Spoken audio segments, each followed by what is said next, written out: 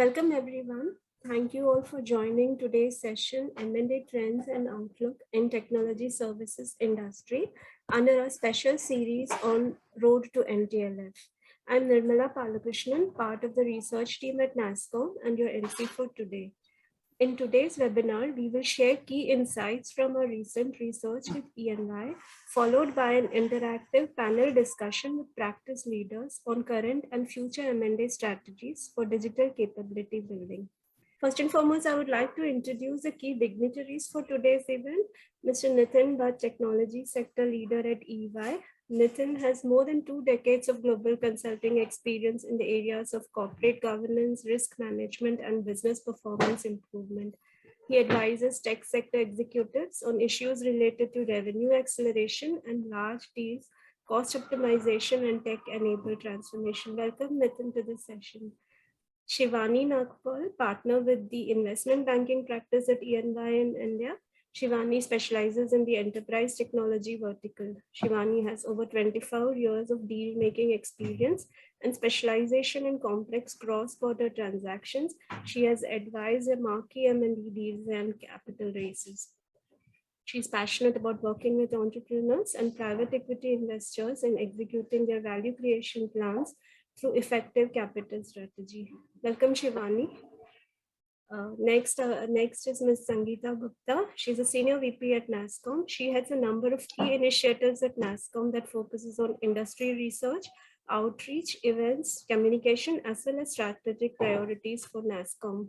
I would now invite Sangeeta to set the context for this session. Over to you, Sangeeta.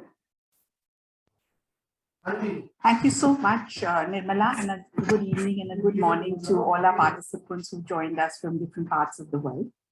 It's been a pleasure to collaborate with E&Y to bring out this thought leadership paper on M&A trends and outlook in the tech services industry. To set the context, NASSCOM has its flagship event, the NASSCOM Technology and Leadership Forum, which happens in February every year. This year, our theme is really about shaping the decade. What will lie ahead in this technology-enabled decade, and what can India do to make sure that this decade is really India's decade in some ways? We have a series of programs that lead up to the main event, and one of which is really to draw out deep insights into what is happening, what are the key trends across different sectors, how is the tech services industry going to evolve, and what are some of the emerging technology areas.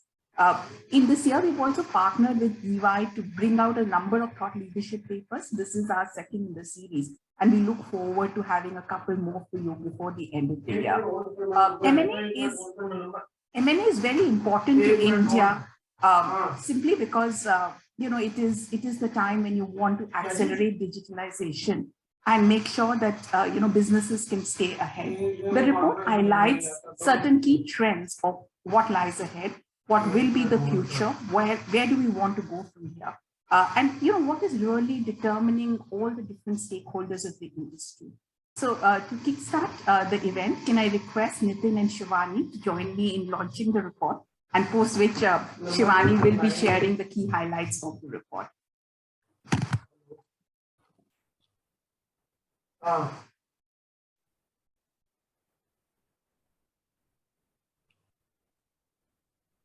Thank you so much. Shivani, I'll hand this to you to take all our audience through the key highlights of the report. So before that, I'll just invite Nitin. Nitin, if you want to set the context before I take over. Certainly. First off, thank you, Sangeeta, and good evening, good morning, everyone, and a warm welcome once again to this new edition of the NASSCOM E&Y Tech Insights series. What we've been seeing over the last couple of years is that tech sector companies have been consolidating their core businesses, and M&A has been a key strategy to achieve this, especially for building digital and domain capabilities and expanding geographic reach. And of course, this has been driven by cash-rich players, and at the beginning of the pandemic, the attractive valuations within the tech sector. When we speak to tech sector boards and executives, what we're hearing overwhelmingly is that their customers are focused on 2 priorities. One is driving their digital transformation agendas, and the second is optimizing costs. Many customers actually want to use the savings from cost takeout programs to fund their transformation and digital journeys. The need for modernizing legacy IT estates and reducing costs is huge, and this has resulted in a massive demand for technology services, especially in niche areas like cloud, analytics and AI, customer experience, and cybersecurity. Add to this the historical paucity of digital talent, along with the so-called Great Resignation, and we have a perfect storm, especially when you consider the immense pressure on boards and CEOs to grab market share and realize this once-in-a-lifetime growth opportunity. Which is why so many boards that we talk to have made the decision to allocate funds for acquiring niche assets, which has literally triggered a tsunami of M&As in the sector if you reflect on the last 12 months. For instance, most of the top Indian IT companies have executed between 3 and 12 deals in 2021, and some of them were pretty large bets. For example, Infosys doubled down on CX, Wipro on cloud and consulting, and Techem has been focused on cloud, digital, and vertical plays. In addition to the strategics, financial buyers have been active as well. And while startup unicorns, especially in e-commerce and fintech, and also their IPOs have hogged the headlines last year, it was actually tech services companies that accounted for the lion's share of the larger private equity transactions. The big themes being build, migrate, specific to cloud and product engineering, managed services, as well as scale plays that we've seen with Hexaware and Virtusa. So the question, of course, in everyone's mind is that can 2022 be a repeat of 2021? Will the good times keep rolling, or will margin pressures, the rising cost of capital, and macroeconomic headwinds slow down the deal momentum? And to share the inside track on these issues, we brought to you a renowned group of industry veterans who are leading deals and investment activities for their respective organizations. And I'm truly grateful to each of them for making time today. E&Y and NASSCOM have also developed an insights paper on M&A in the technology services sector, and we'll make that available to everyone as well. And with that, I'd like to turn it over to you now, Shivani. Thank you. Thank you. And good evening, ladies and gentlemen. Good morning, good afternoon, depending on where you're joining us from. I would like to thank NASSCOM once more for this opportunity.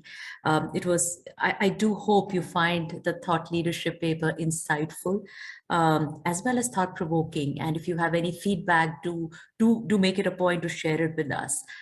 We have such a renowned panel that I'm going to just spend maybe 5-7 minutes to give you a little bit flavor of what you expect to read.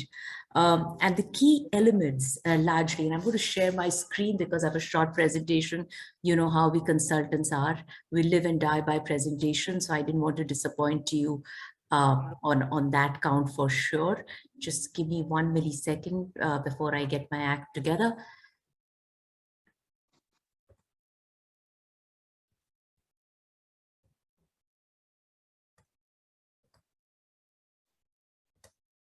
There you go. I hope you can see my screen now. And just to move on, from a perspective of there seems to be some sort of a technical glitch. Just give me a second.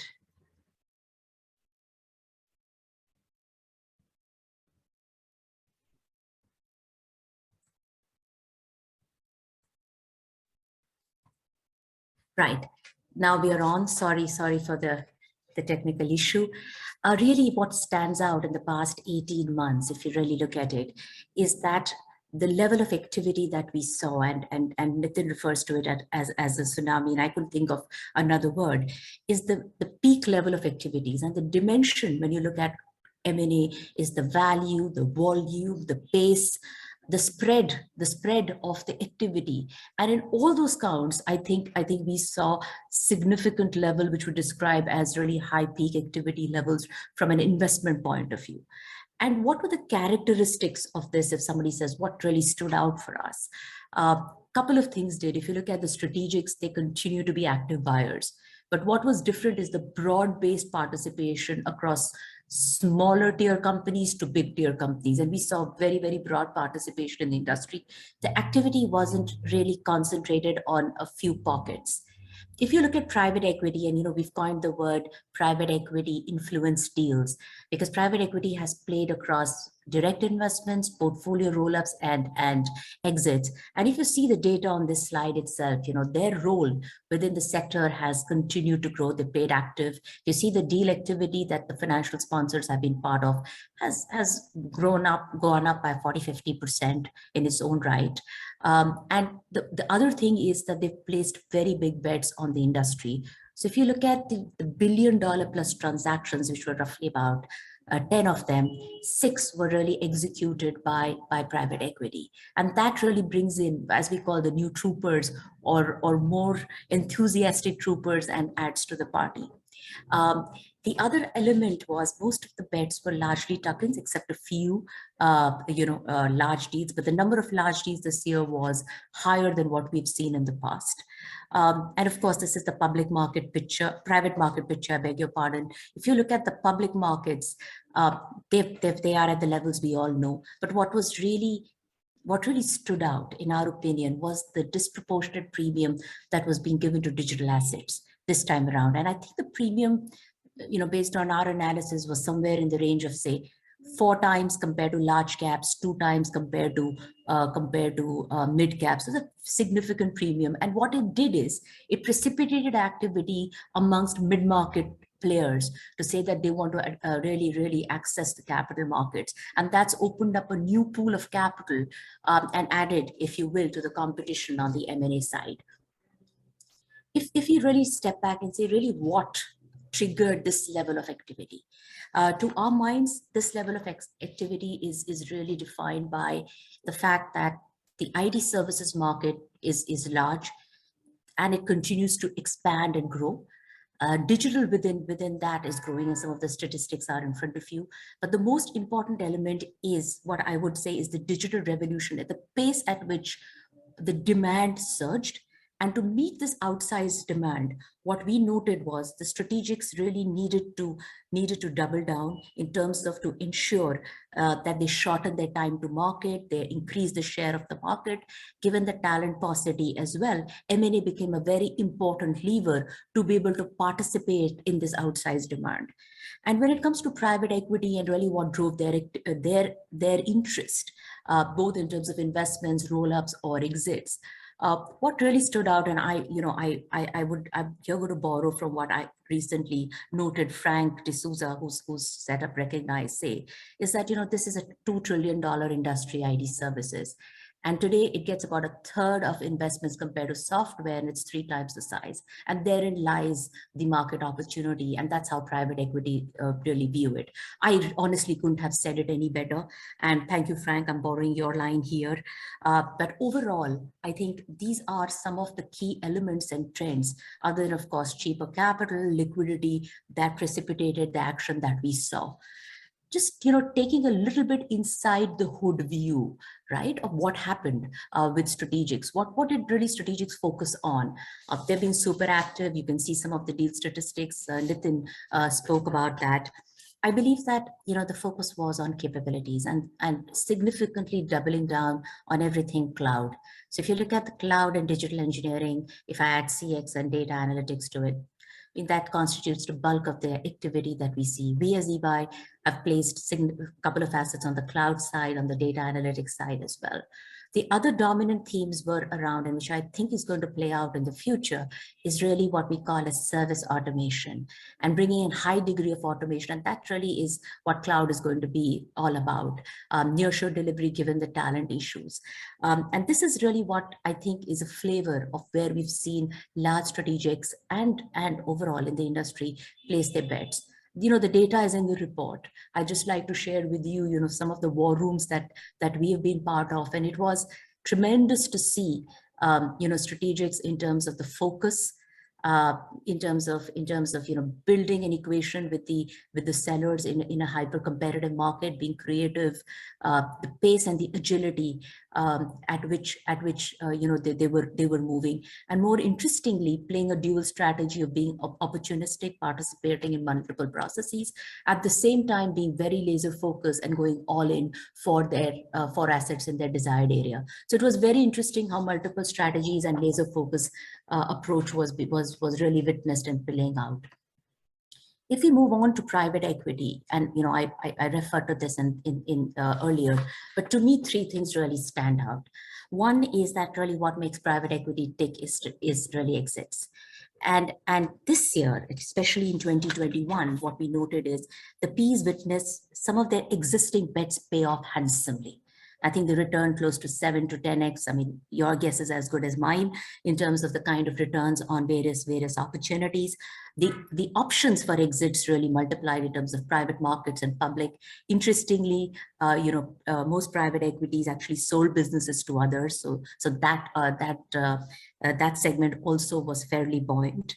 And the other element that stood out for us, private equity has played for scale, has played for platforms, and we saw platform strategies play out in assets which were 100 million to 200 million.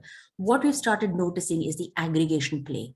And what's happening from an aggregation perspective is that, private equity is coming in much earlier in the stage of the company, doing controlled transactions. Trinity Hunt is a great example of that. Griffin is doing that in the area of Azure, and building bespoke as well as highly specialized businesses. And that's going to really make a difference to the industry landscape and create a completely different ecosystem of players in the future. And I think what we're seeing is that the focus is to double down in terms of new funds, recognize SPACs, which are focused on tech services, and really bringing in what we've seen as the operating partner model, a far more I think an executive force that can supplement the teams that are being acquired or invested in. And that's the kind of interest that we've seen, and the difference in strategy and approach that we saw with private equity. And lastly, but not the least, of course, the fact that the market was so buoyant, we saw an acceleration in terms of planning certain exits as well. Moving on to what is in everybody's mind, what's going to happen with the valuations, and what really precipitated the interest, given where the market valuations are, to really participate in it. And if one really takes a step back, to our mind, what enabled strategics to really to participate in this, for those that were publicly listed, they had the benefit that their own stock valuations were pretty rich and good. The other was that the pace at which they could realize synergies. And we have noted that where revenue-led synergies are significant, the ability to access those synergies is at an accelerated pace. That does enable a lot of investors to be far more aggressive when it comes to valuation. The other element that came through is obviously the difference between the private and the public market valuations that were pronounced. And we saw fairly creative approaches, be it sponsor-owned businesses obviously have the benefit of providing role of equity, a second bite at the apple, if you will.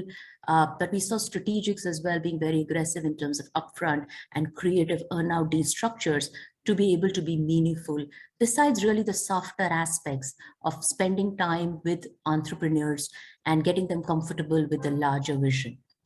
With that, I'll just quickly jump into, what is the outlook?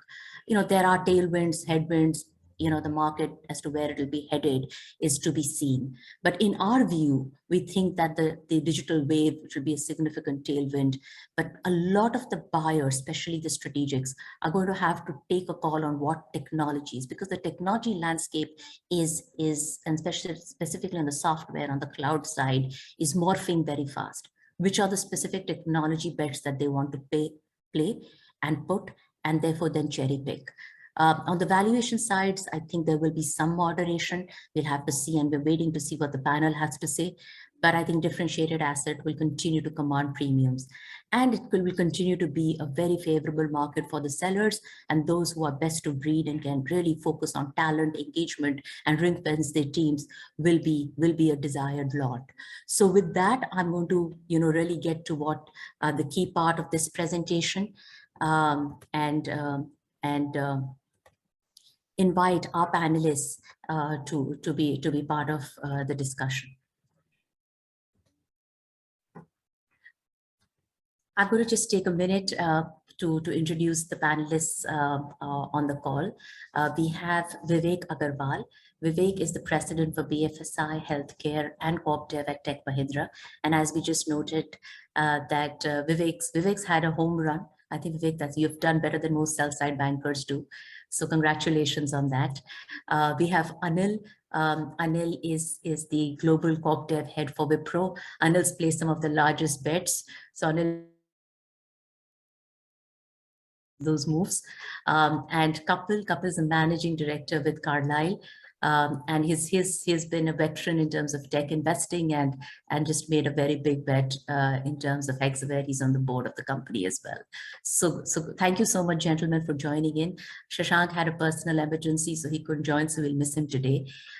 Without further ado, I thought I'll get in and really understand and ask you the question, how do you look back at the past 18 months? What's your take on what has happened, and what would be the 3 areas that stood out for you as you look back? And I'll start with you, Vivek, if you don't mind. Shivani, thank you. And thank you for supporting us on some of those transactions. And just, a quick disclaimer, this is a general conversation, not about Tech Mahindra. So the views are more industry views. I think when you look at the last year, and as it has stood out in your survey, it's been a race to continue to be relevant to our clients. And it applies across the board in the industry. People have gone about looking to fulfill capability gaps because the demand scenario is so robust across the industry, across verticals, across technologies. The business cases have been relatively easy to stack up because you can see a significant growth momentum in the near future. And I think when I look at what's happened across the industry, a lot of people have picked areas where they do want to take transformative bets, and it's been people have, and when I say people, I mean companies have gone and placed those bets because the confidence level is high, and there is been cheap money available, and that's essentially reflected in the higher valuations. I mean, I think they are clearly linked because there's cheap money available, the valuations are richer. But the business cases are still stacking up for everybody around the group of buyers. Thank you, Vivek. Thank you so much. Kapil, how do you see the past 18 months and what stood out for you? Thanks, Shivani. I would say I would echo most of what Vivek said in terms of fast pace of deal execution and the large volume of deals. We think we are operating in an environment of fully priced valuation, which is here to stay, given the strong growth prognosis for the sector. You talked about the large number of transactions done by sponsors, and I think that will continue to be the case, because this is a sector which has the right confluence of high quality management teams, strong growth prognosis, no currency risk given dollar denominated revenues, steady cash flows, and coupled with the, as Vivek was saying, low interest rate environment. So I think this is a sector which continues to offer large sizable deal opportunities for global PE players. And you talked about the second bite of the apple. So PE players are extremely well placed to use their global network for driving inorganic growth and add the right set of digital capabilities. So I think from a private equity perspective, this is an attractive sector, and private equity players will continue to remain very focused on finding the right opportunities. Thank you, Kapil. Anil, over to you. Yeah, Shivani. First of all, thank you so much for giving me an opportunity to, talk to various people here, right, and exchange notes. And congratulations for a very thoughtful thought paper on M&A. Great. So I think the way last 18 months, the way they have evolved after COVID is very, very interesting, right?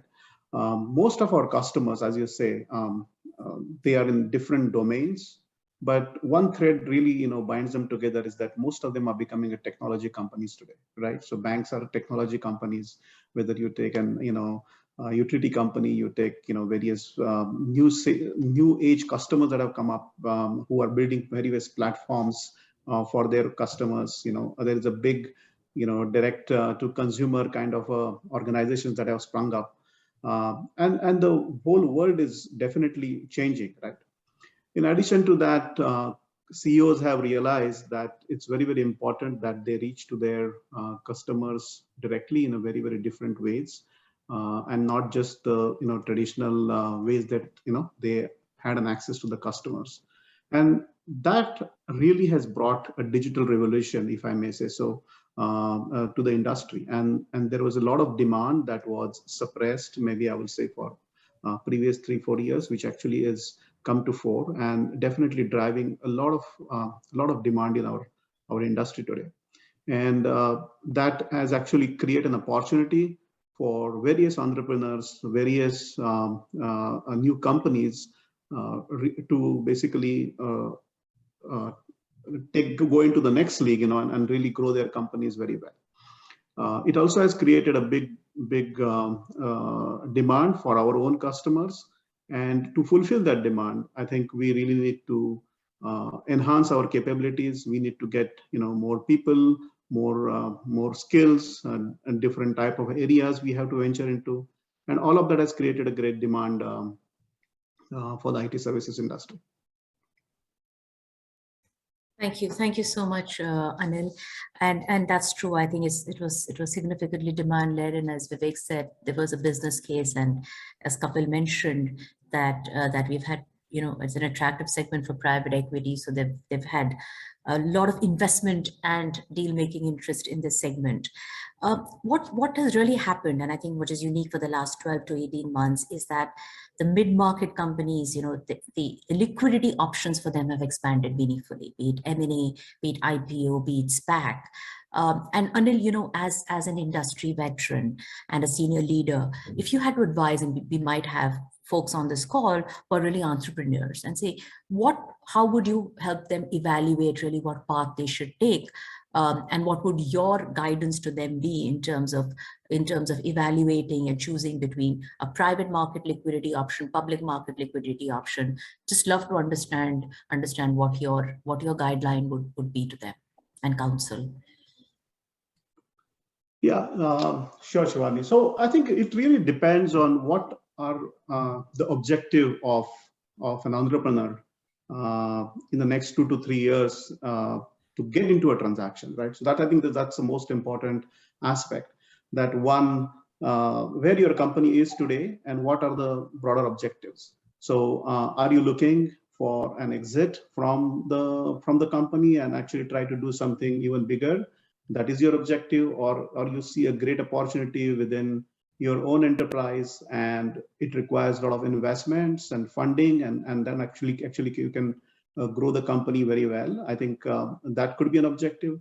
There are also various entrepreneurs or a group of entrepreneurs who have a fancy for public markets. It keeps you in the limelight. So there are sometimes I have seen many entrepreneurs coming in a way they really love to would like to be in the public markets, and that drives them to go for a transaction. So I think these are the that's the most important aspect. So what is really entrepreneur's objective and what he wants to go for. When it actually comes to a strategic, like strategic like ours, when actually we try and acquire a company, we definitely have a majority of the time. Of course, there are exceptions, but majority of the time we like to own 100% of the company, right? We would like to have the flexibility to integrate that organization within a broader an acquirer fabric. Some entrepreneurs may like it, some entrepreneurs may not like it, right? There is, as I also said, that public market is a new channel today, actually, which is been made available to mid-market entrepreneurs or mid-sized company entrepreneurs, which really was not there maybe 2-3 years back. We always looked at a little bit of sizable companies going and accessing IPO market. While it is a current phenomena, I think I would definitely say that it's not a very easy path for for a smaller organization to get to actually get into a public markets. It's quite a tightrope walk, I would say, and it also can distract you very, very quickly, because then your objective also in a sense your priorities get divided, and it's every quarter on quarter rhythm is a very, very different rhythm that one has to follow, of course. And if you really, as I said, if you really want to grow the company and what you're looking for in capital, I think the private equity option is a great option, where you can raise capital, but it's also expectation that you are there for the the next when the transaction actually sees the next leg, the company gets sold, then you have to be there and see the company through that transaction. So that's what I will say. These are the various options that entrepreneurs have to evaluate. Thank you, Anil. Kapil, if you want to add some flavor to it as well. Yeah, I think I agree with what Anil said. It depends on the objectives of the entrepreneur. Private equity in some ways offers you a chance to have your cake and eat it too, because people can monetize a part of their stake. They can continue as shareholders while kind of taking a time to enjoy what they have created in terms of wealth, kind of share the ride, fill in the gaps, whether it be in management capability, global access, client access through the private equity network, bringing in the right operating advisors and at times strengthening the management team. But at the same point of time, continuing the ride and de-risking yourself to a certain extent, because you would have monetized a part of your liquidity in the current round. So that way it has a good mix, and there have been multiple case studies where people have seen even higher value creation during the PE investment round than what they monetized upfront. So PE can be a growth partner, as Anil was saying, and hence allow them that optionality. And we are seeing strong interest, because 5-7 years ago, when I was talking to entrepreneurs about that, there wasn't as much familiarity with how the PE journey would be. But now there are multiple people who have traversed that successfully. So PE can be a majority or a minority buyer, and hence have flexibility of what stake does the entrepreneur want to play at. Right. Vivek? Firstly, this is a phenomenal time to be an entrepreneur. So people who are there on that side, good luck. And this is as good a time to be on the sell side as any. I think what Anil and Kapil said echo a lot of it from a business perspective. But I think there are 2 or 3 things which I think work slightly differently in my mind. I think one is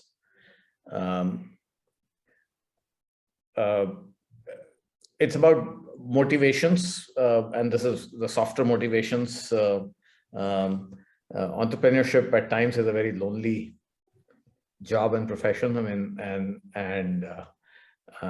so how much do people want that support is an important criteria when they look at their future, their journey, and what kind of support you're looking at. Yeah, I think that to me is something which most individuals have to think for themselves. And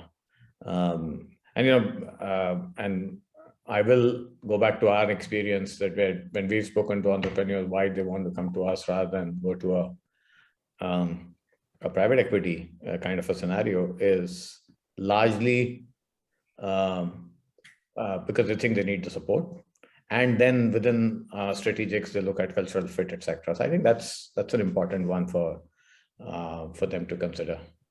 I think the other one is synergy and roadmap. Whether it is integration strategy, what are they getting for themselves and their teams is important for them to be able to chart that course, a direction where they're saying that, hey, if we come together, in whatever format, whether it's with a financial sponsor who will provide them a different kind of network and support versus a strategic. But it's a soft factor. I don't think it comes down to numbers ultimately, but it's about what they feel most comfortable about. I think is an important one for them to consider. Thank you, Vik. It's also, if you see a lot of mid-market companies accessing the public market, it opens up I think a bit of a socialistic view is it also opens up retail participation. So far, other than the larger public companies, the retail, small investors like me, for instance, would want to have a bit of a piece of that digital action. So I think that's just one angle. But moving on, all of you have been on the thick of activity. In an environment which is high velocity, high volume, high valuations. What has been your method to this madness, if you will, and what has really made you tick and be successful to get deals done? What was your mantra, Vivek, if I may ask you, given the volume of deals you've been closing? So what is it that you did differently, and how did you really manage this environment? Be it originations, culture, whatever. The first part of the answer you won't like, Shivani, but I'll still give it. We've tried doing more bilateral, non-banker-led deals. Okay. And from a buyer's perspective, those are very, very rare and very far in between. But I think it's important to be out there in the market. And that's what how I would put it. Because if we were just sitting and waiting for somebody to bring in a deal, then we have to recognize and be grown up that it will be heavily competitive. It will be marketed around and packaged, etc. So I think that's one. I think we've done successfully, just given the volume. And I think the second one is we just have to be, the pace at which you have to execute on them has become much faster, and so the deal cycles are shorter. And at least from a strategic perspective, it's important to not only think about the transaction, but what's the plan for the business going forward? Integration roles, etc. is very important. So I think that's what we've used. If I were to say 2 or 3 things which we've done differently, which seems to have working for us so far. For sure. Anil, what about yourself? Yeah, so the way I see this is that it's a very, very active market, right? Extremely active market. You get to, as there is a lot of competition for the deals. There is also, on the supply side also, you can see that multiple opportunities actually come your way to evaluate, right? So and if I look at my own experience, our own experience, that if I have evaluated 50 opportunities, maybe we would have actually make an advance for say 10. Maybe we lose about 2, 3. The balance, still come our way. That is how I look at it. It is more about where we want to place our bet and how we will be network with the influencer and decision makers for that particular opportunity, right? And as Vivek said, reaching out early to the companies that what you like is very important. And out of the 10 transactions that we have done in the last 18 months or 12 months, I would say that at least 7 of those transactions we had established a dialogue much ahead of the process had started, right? And that is very, very important, so that that you have a good equation with the sellers, whether it is a private equity, whether it is the entrepreneur. You have a prior equation. They trust you for what you say, right? And then you also have help them generate some business with some kind of a partnership or with some kind of associations prior to the process matters to a great extent. Second thing I would say that the valuations are high, but it's up to us where we want to place our bets, right? Not every transaction, there may be a company which is excellent and we would really like to acquire, but if the valuation is very high, we have decided to, not do the transaction because it brings a value, but not enough for us to justify that kind of a valuation. Today, one really needs to make a very, very careful choice, when we think about a valuation. Most of the times, a strategy like ours, would look at what synergies the acquisition brings to you, right? What kind of a demand you can generate outside what the company is able to generate on its own, right? And what kind of a benefit we can bring to both the company as well as to say Wipro, who's the acquirer, through this combination. I think that is a very, very important consideration. Broadly, if I may say so, in the market, the transactions are happening and there is, the high valuation. Many companies today look at, acquirers particularly, look at what they call it as the growth adjusted EBITDA, the multiple, right? I think this is the most important consideration today. So as long as the growth adjusted EBITDA multiple is, equal to what maybe you are valued at, I think it would still be a reasonable transaction to make from that perspective.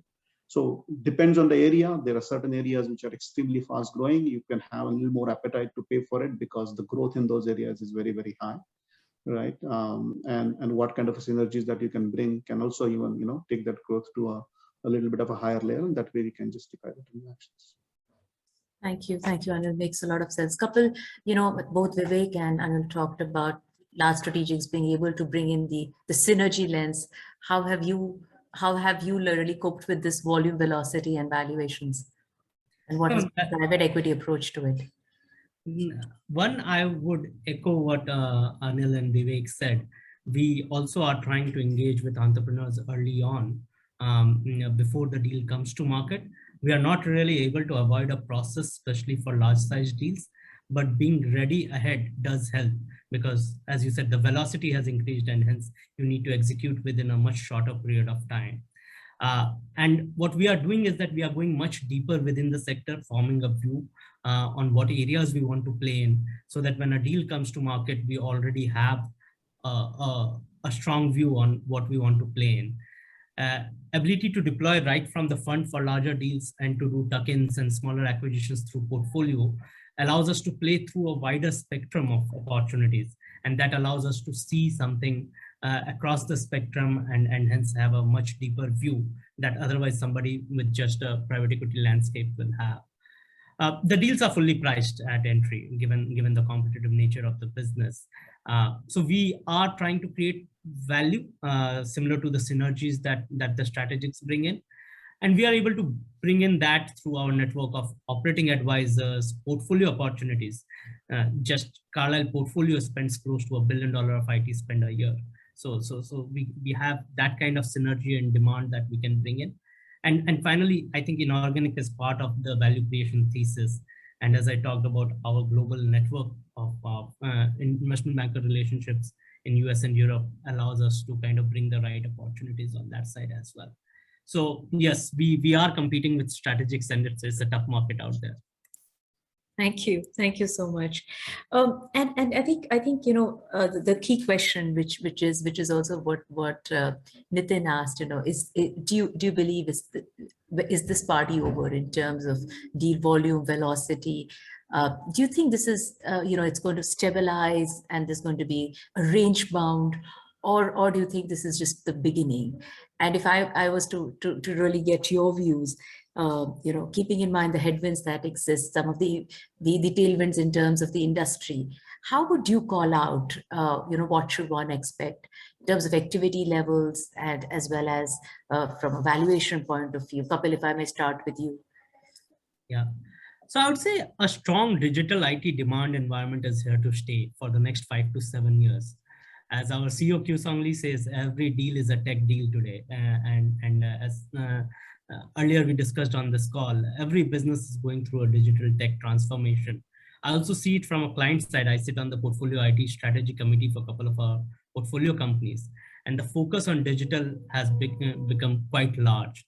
So I think we are probably at the start of a favorable industry cycle, which will see a strong growth of 20-25% per annum over the next 5-7 years.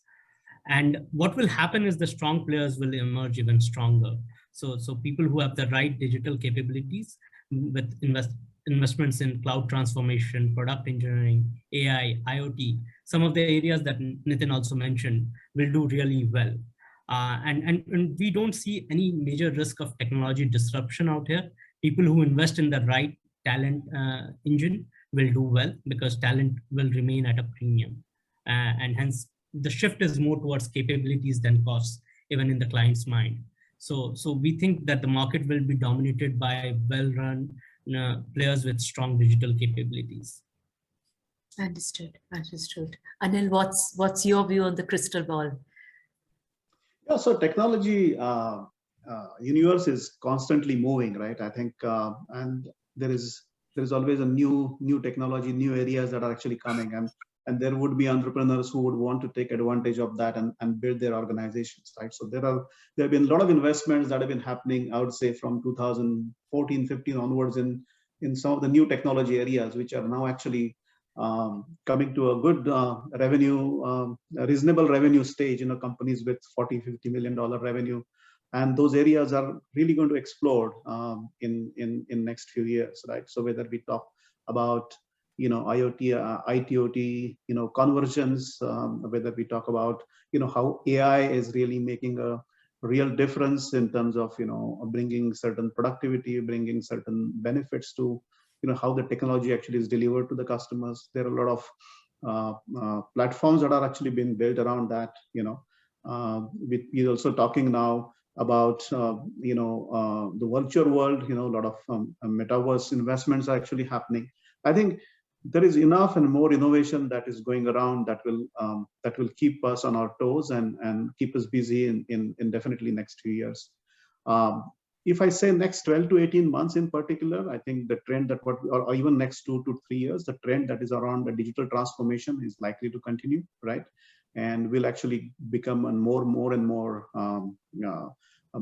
strong. And we see a lot of demand, shaping up in this area.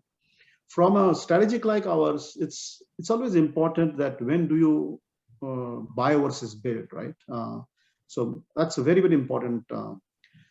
So when we buy is when the technology is likely to really take off. You have companies with a reasonable size there, which we can actually invest and actually build on that basis. Actually, really double down on that basis. When something really becomes mainstream, and all of us are and Vivek would agree, all of us are pretty good in terms of building that scale organically.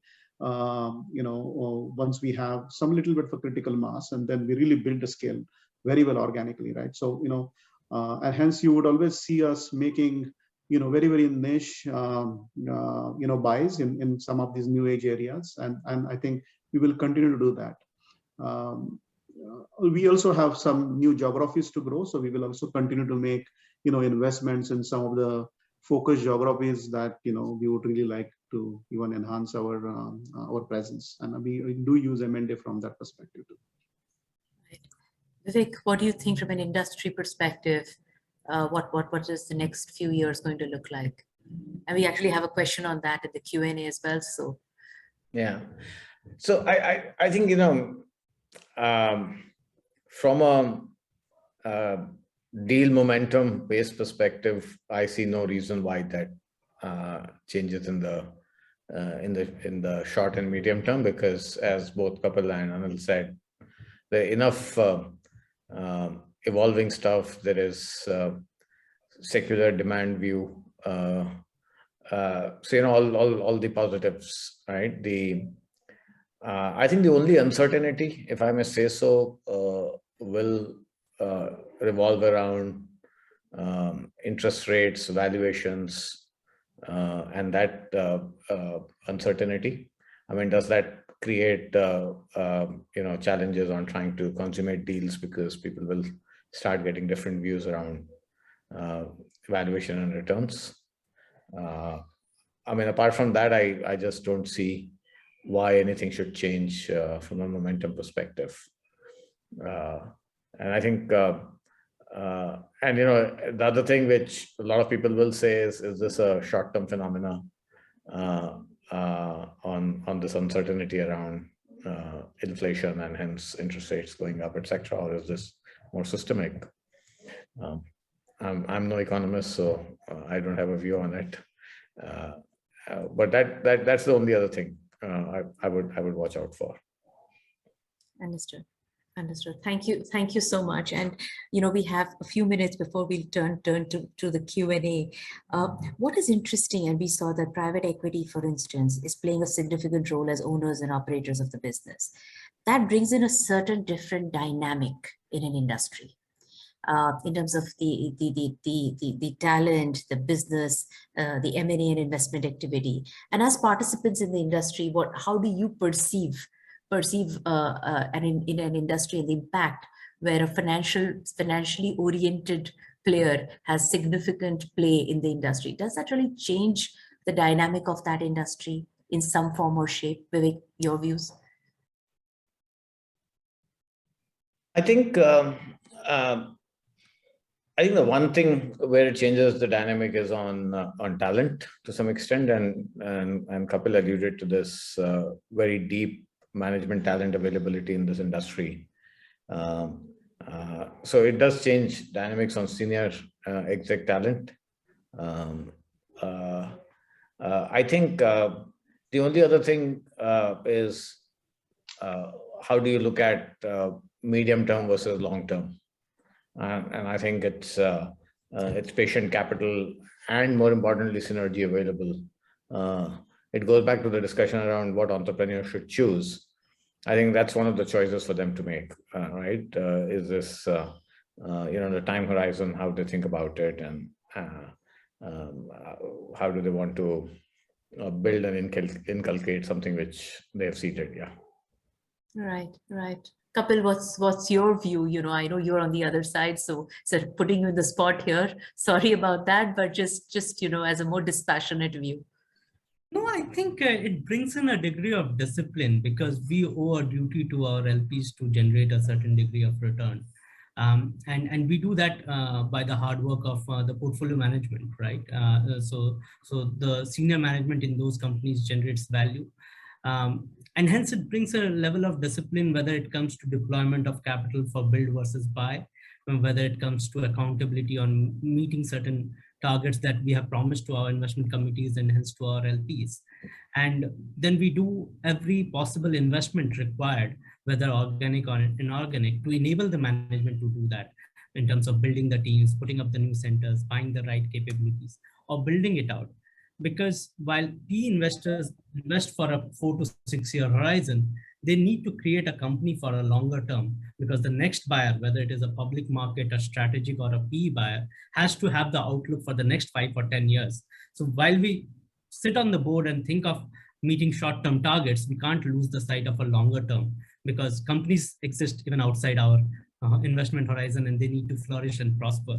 So in that sense, it's very similar. Yes, the management talent gets an opportunity to participate in that value creation quite substantially. And hence that presents an attractive opportunity for senior professional talent to come and act as quasi-entrepreneurs and be part of a large value creation program. Very Shivani, if I may comment, and I think Kapil made a very important point around the discipline which a financial investor brings in. I mean, one of the things I think all companies should do is do a simulation exercise that, what will a PE investor who comes into the company do with the business? And that's why you see a lot of activists, investors out there. But that's a very important point and an outside lens a financial investor brings in. Thank you, Vivek. How about you, Anil? Do you see any different rhythm, dynamic play out, given different really objectives at some level? And what the type of organizations will get shaped? To be frank with you, Shivani, sometimes I get a little worried with the kind of valuations that actually are going around right now with certain businesses, right? And it actually creates a very great responsibility on the management of these acquired companies, right, to create the further value for their investors, right? I think that's a very, very important part, because today there is a different type of an economic environment. There's a lot of private money. I've heard numbers like 7 trillion of private money actually at play at this point of time, and there have been very good exits in last 18 months or last 12 months, right? And that actually attracts more investors because since the public markets are on high, the exits have also been actually at a pretty good rate.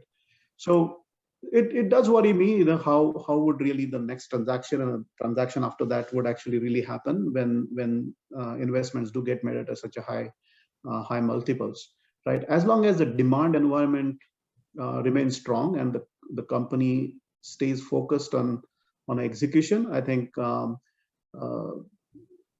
would be definitely I would say a way out in next 3-4 years for some of these investments. Or there may be a little bit of a longer period where one could actually take a help of a public markets, and companies will get a little bit sizable, take help of a public markets, and then further grow the business basis that. So that is what is my view, that it is going to be very interesting how things play out, and I would really hopefully I will be in the same role to see some of these exits happening in next 3-4 years. It will be very interesting to watch. Fantastic, Anil. And Anil, Vivek, and Kapil, we have quite a few questions that have come in. We just pick up a few. Eddie has a comment, and I know, having interacted with some of you, that this is always a burning question on how do you, from an earn-out perspective, its impact on integration and success, and how do you sort of strike that balance? That's a big question. And given the pace of acquisitions, the pace at which you need to get synergies in, Anil, has there been a different playbook? How have you thought about it? So look, I think from a strategic perspective, integration is the most important activity. Really, the deal closure is only a first milestone, right? I think the real work starts after actually the deal is done, and then we need to actually integrate a company within the large company fabric. That is what is acquired, right? And it's sometimes it's a little different culture, different rhythm, different ways of doing business, and I think bringing both the teams together with a common objective is a very, very important activity to be done, right? So I think integration really brings the value realization, for which you are actually making the bet. So a good integration will make a transaction successful, and a bad integration will actually, can completely wipe out your investment. So we do make a pretty good, significant efforts to integrate the companies. That's what we buy. And I'm sure every strategic would have a similar strategy, but that's a very, very important topic. Second thing that we mentioned is earnouts, right? And we do use earnouts to bridge a valuation gap, also to bring, ensure that there is a skin in the game from an entrepreneur, right? There is also some amount of upside for them. So we do use earnout as a tool, effective tool, right? And that's maybe a little bit of our counter to somebody who wants to do a rollover, in a PE deal. Sometimes a rollover happens. That's our counter to the rollover, right? But I think I would say the earnouts need to be viewed in a little bit different angle, because it also brings some restrictions in terms of integration, which we have seen. So how well you negotiate and interact and build a trust with the entrepreneurs when they actually agree to an earnout structure and also agree to the integration framework is very important. And maybe you as a bankers also have a great role to play in bringing both sides together and build that trust. That's how I would say. Agree. We have a question from Sumit. Sumit is a good friend. He's had a good deal. Sumit, thank you for the question. His question is, is there a relationship between equity markets and valuations? Kapil, if you want to take that, given that Sumit is just on a private equity deal, this is perhaps for his next No, I have known Sumit as well, and he has done a great deal, and he's a great guy. So I would say yes, there is a relationship, as in like when public markets move, people have to move in line because that's always an option. But I would not look at short-term market valuations and would look at average valuations over a longer period for somebody who's looking at a longer-term hold. And that's how our committees look at it. That's how we look at it. And people should try to create joint success. And this is adding to the point on the earnouts that Anil was just referring to. I have always guided my portfolio companies that the best acquisitions are done when the acquired company achieves the full earnout. So let's have full alignment, achieve those goals in a sustainable manner. Because if they succeed, you succeed together. And in fact, at times we have created incentives at an acquiring portfolio company, saying that if you help the acquired company meet the earnouts, you will also get something in addition. And that kind of brings in those synergies.